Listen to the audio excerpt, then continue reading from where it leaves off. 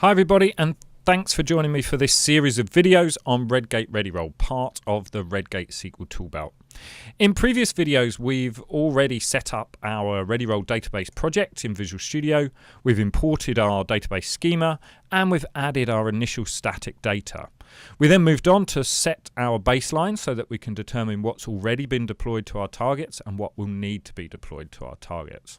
And in this video, what I'd like to do is start capturing changes to our database to add to this 101 folder that we're going to use to capture those changes that need to be deployed to make up our new version of the database.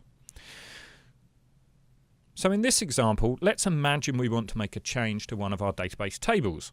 I'm going to make that change in Visual Studio and then import that change into my ReadyRoll database project, ready for inclusion in any automated build process and ultimately in our deployments out to our target databases. So over in the SQL Server Object Explorer, I'm going to open up our article prices table. Now this article prices table has a whole bunch of different columns, including a price column. Let's imagine we want to have an ability to determine the price of our articles dependent on the geographic region that we're selling to. So instead of just one single price, we want to hold multiple independently calculated prices for US dollars, Great British pounds, so on and so forth.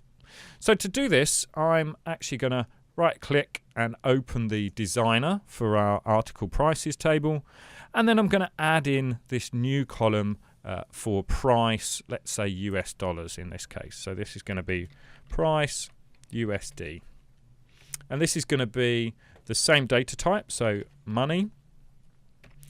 And there we go, so that's added.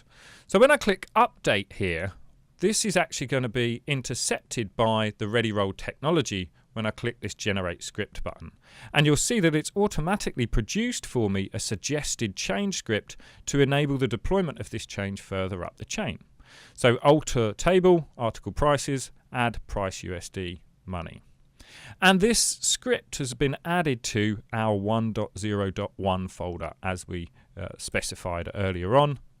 And we can actually come in here, just like we did before, and change the name of this particular file to something a little bit more meaningful. So added price USD, for example.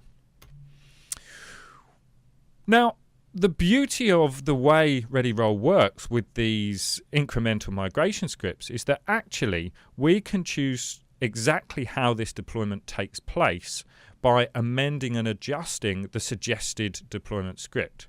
So here, if we wanted to, as well as this alteration of the table, we could actually include a data update as well.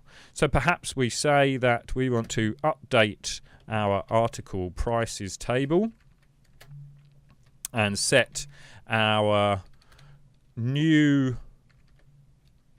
column, so our price USD column, to be equal to our price column multiplied by the current exchange rate, 1.3.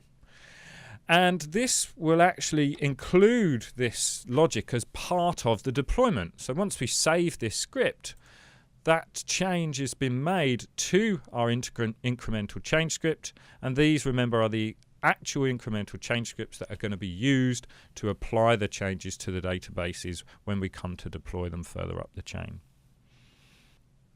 So I can now choose to deploy this project to my development database, and this will run through those steps that we've outlined in our migration script and verify for us that we're actually able to deploy the changes as they have been authored in this change script. So that's it. That's how easy it is to capture changes made in Visual Studio as part of your Redgate ReadyRoll database project. Please join me in later videos where we'll be looking at how we can also capture changes from SQL Server Management Studio, as well as some more advanced tips and tricks for the functionality that's included with Redgate ReadyRoll. Thanks very much.